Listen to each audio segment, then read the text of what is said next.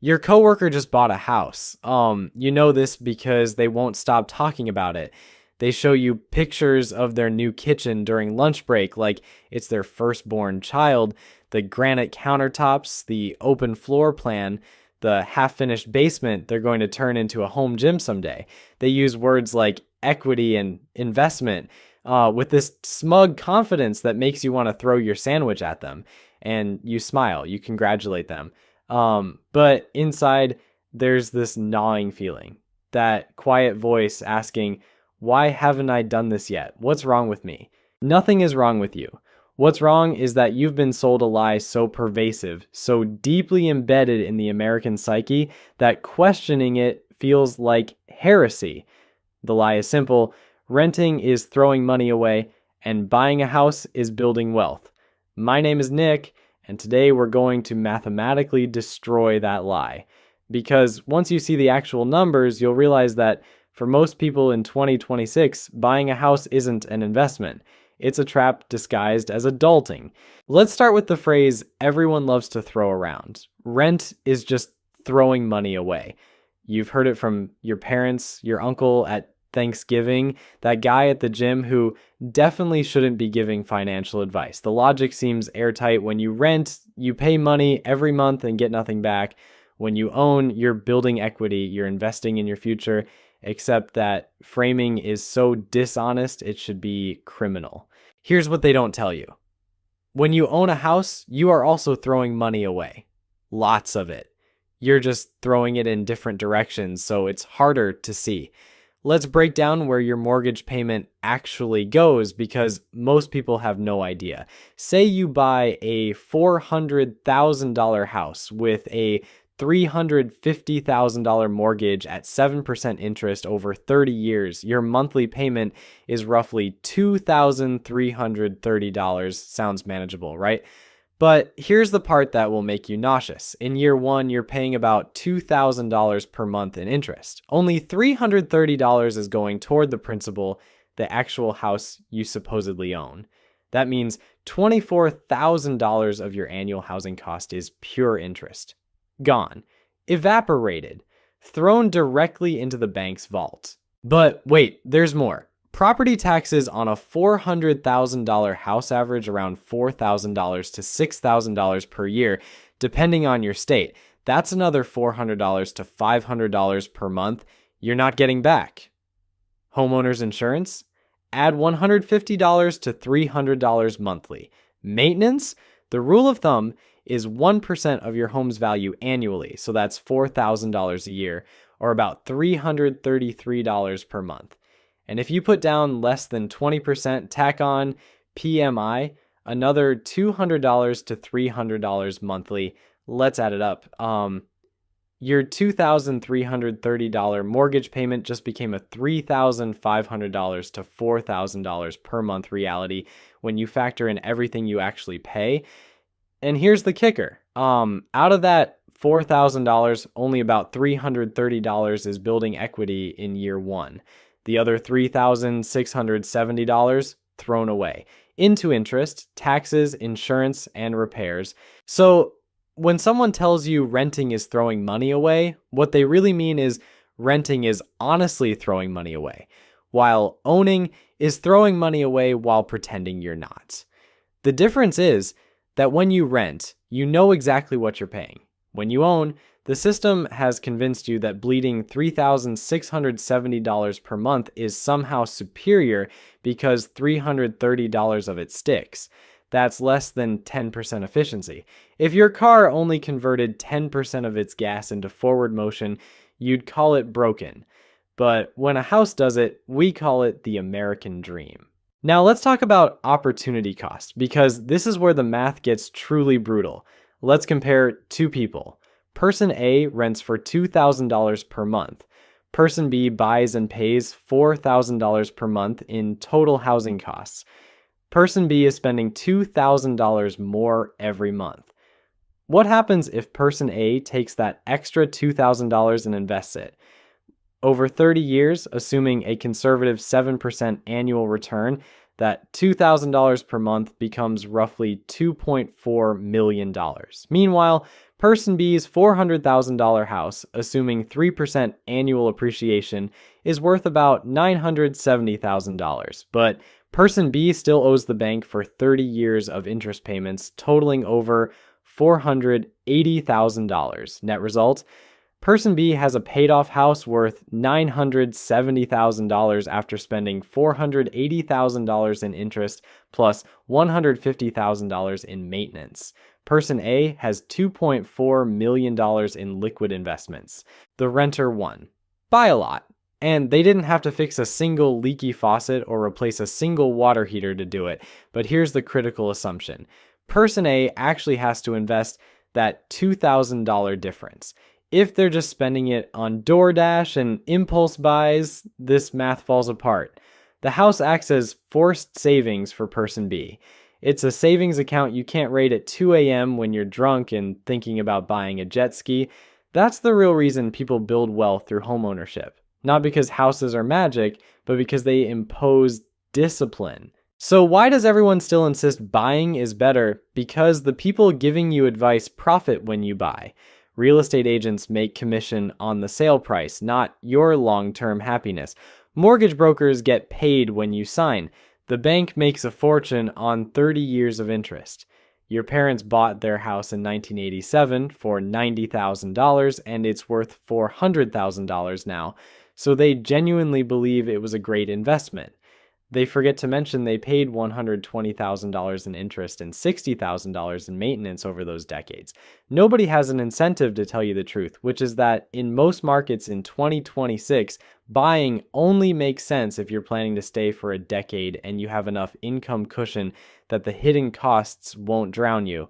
But what about people who actually can afford to buy? They exist. Let's look at them, because even they're not immune to the trap. Meet the Johnsons, a dual income couple pulling in $180,000 a year. They're solidly upper middle class. They bought that $400,000 house we've been discussing. On paper, they're living the dream. In reality, they're drowning. Let me show you exactly what their life looks like month to month, because this is where theory meets the concrete wall of reality. The Johnsons take home about $11,000 per month after taxes, retirement contributions, and health insurance premiums. Sounds comfortable until you start subtracting. The mortgage, property tax, insurance, and maintenance fund eats $3,200. 2 car payments, because they both commute, that's $850. Car insurance for 2 vehicles in a metro area, $280. Gas, because suburban sprawl means everything is a 20-minute drive, $350. Student loans from the degrees they needed to qualify for those jobs, $750. Daycare for 1 kid, because both need to work to afford the house, $1,400. Groceries for 3 people trying to eat reasonably healthy, $900. Utilities for a larger house, electricity, water, gas, internet, cell phones, $520. We're at $8,250, and we haven't touched clothing, medical copays, or the psychological need to occasionally pretend you have a life. They have $2,750 left for everything else. Emergency fund? They're trying, but the HVAC died last year and wiped it out. Saving for their kids' college? Not happening. Taking a vacation that doesn't involve sleeping on someone's couch? Maybe every 3rd year if nothing breaks. The Johnsons are making nearly double the median household income, and they feel broke. Because they are broke. They've built a prison out of mortgage payments and convinced themselves the bars are equity. Here's what nobody tells you about equity. It's not real money until you sell, and you can't sell because you need somewhere to live. It's Schrodinger's wealth simultaneously existing and not existing until you're willing to become homeless to access it. The Johnsons have maybe $60,000 in equity after 5 years of payments. That sounds impressive until you realize they've paid $80,000 in interest to get it. They paid the bank $80,000 to borrow money so they could earn $60,000. That's a negative return. A savings account would have been better. But let's say something goes wrong. One of them loses their job. Suddenly, they're missing $5,000 a month in income. They have exactly 8 weeks before they start missing mortgage payments. 8 weeks before the entire structure collapses. The house isn't an asset providing security. It's a liability demanding constant feeding. Miss 3 payments and the bank doesn't care about your equity. They take the house, keep everything you paid, and you're out on the street with destroyed credit. The renter in this scenario, they downsize to a cheaper apartment, tighten the budget, and survive. They have flexibility. The homeowner has an anchor chained to their leg while the ship is sinking. This is the part where someone in the comments will say, but my house doubled in value in 10 years. Congratulations, so did rent, so did stocks, so did literally every asset class because we printed money and created inflation. Your house didn't outperform. It matched the market while demanding you fix the roof, and that doubling in value, you can't spend it. You can take out a home equity line of credit, which is just another word for going back into debt using your house as collateral. You haven't won. You've just unlocked a new way to owe money. The real question nobody wants to ask is this. If buying a house is such an obviously superior financial decision, why do banks need to offer you 30-year loans to make it possible? If it was genuinely affordable, you'd pay cash or pay it off in 5 years. The fact that the standard mortgage is 3 decades long is proof that houses are not priced at levels normal humans can actually afford. We've normalized generational debt. Your grandparents might have had a 15-year mortgage. You're signing up for 30 years, and your kids will probably need 40-year mortgages or perpetual renting. The system isn't broken. It's working exactly as designed. It's a wealth extraction machine, and you're the input. So what's the actual solution for the 80% of people who can't comfortably afford a $400,000 house? Stop trying. Seriously, reject the premise.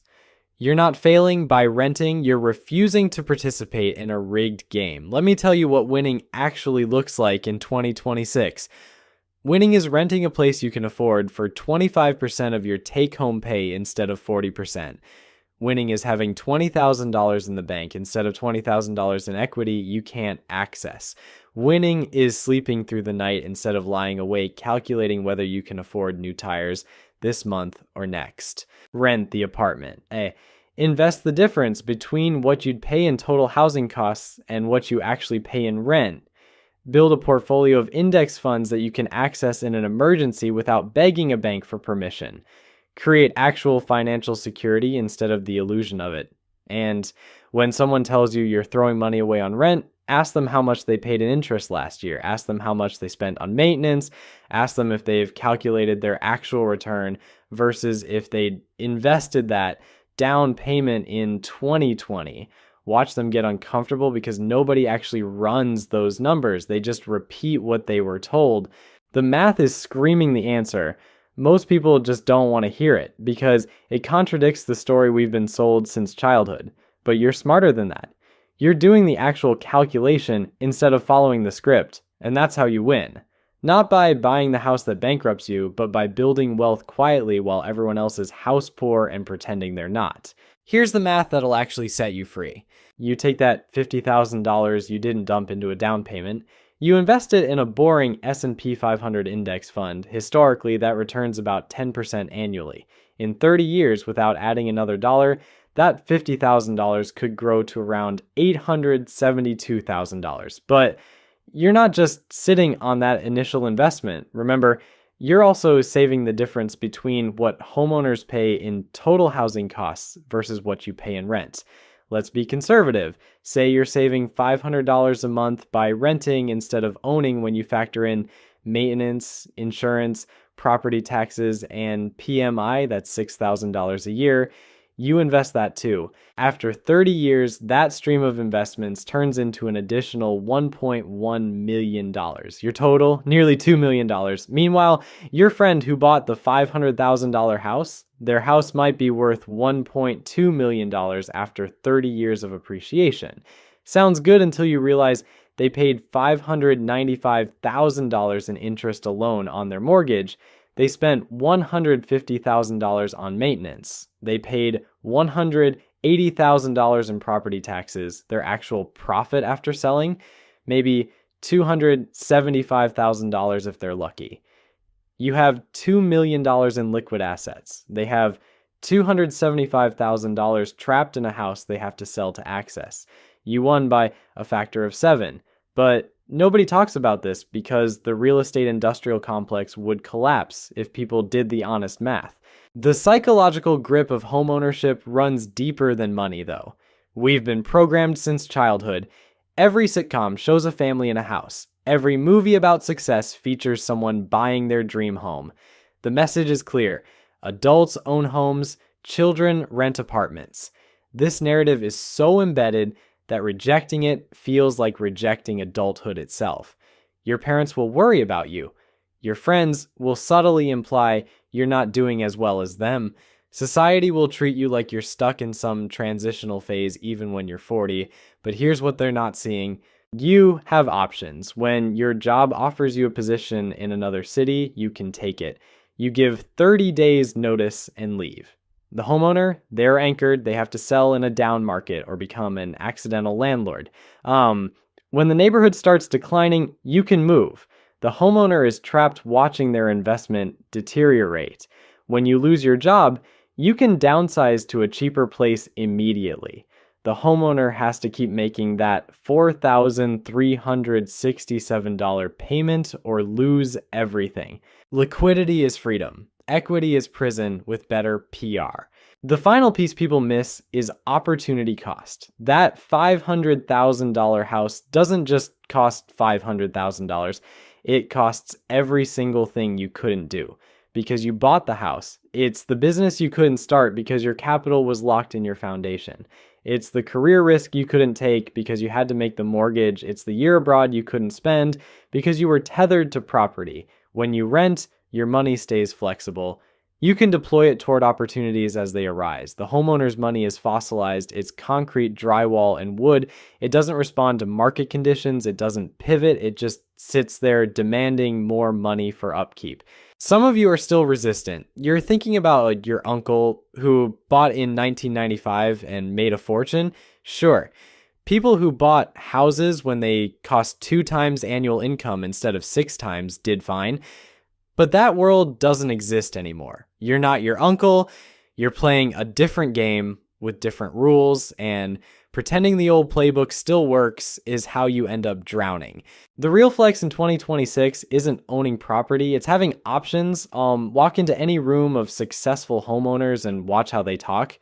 They brag about their equity and their square footage, but listen closer.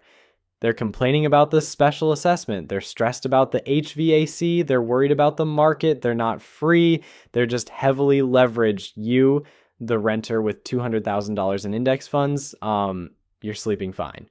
You're not worried about hail damage or foundation cracks. You're not comparing contractor quotes. You're compounding wealth while they're compounding anxiety. This isn't about giving up on homeownership forever. Maybe in 10 years, the market corrects. Maybe your income triples. Maybe you move somewhere housing is actually affordable. But right now, today, forcing yourself into a $500,000 mortgage you can't afford isn't building wealth. It's building a very expensive trap decorated to look like success. Run your real numbers, calculate what you'd actually pay in total housing costs. Compare that to your rent plus investing the difference. Be honest about your income stability and your actual expenses. And if the math says renting wins, then rent. Not because you failed, but because you refused to fail by following advice designed for someone else's economy. Wealth isn't about what you own. It's about what you keep, what you control, and whether you can breathe without checking your account first. So here's your actual homework, and it's simpler than you think. Pull up a spreadsheet tonight. Column A, what you currently pay in rent, plus what you could invest with the difference if you didn't buy. Column B, the real total monthly cost of owning that house you've been eyeing. Not just the mortgage, but everything we talked about. Run it forward 10 years, then 20. Watch which number is bigger. That's not opinion. That's just arithmetic, being honest with you when everyone else won't be. You're going to feel pressure. Your mom will ask when you're buying. Your coworker will keep showing you their Ring doorbell footage like it's cinema. Let them. You're not playing their game anymore. You're playing the one where you actually win, which means having money that moves when you need it to move instead of money that sits in walls demanding more money to keep existing. The housing market will keep pretending prices make sense. Real estate agents will keep telling you it's always a good time to buy. Banks will keep approving mortgages that shouldn't exist. But you're different now. You've seen the math they don't want you to see.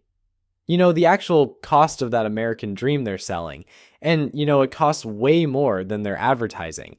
Rent the place that doesn't make you anxious. Build the portfolio that actually compounds. Sleep without wondering if you can afford the roof when it fails. That's not giving up. That's winning a game most people don't even realize they're losing until they're 50 and still making payments on a house that owns them more than they own it. Real wealth is being able to say no to things that look like opportunities but calculate out as traps. You just learned how to say no. Now go use it.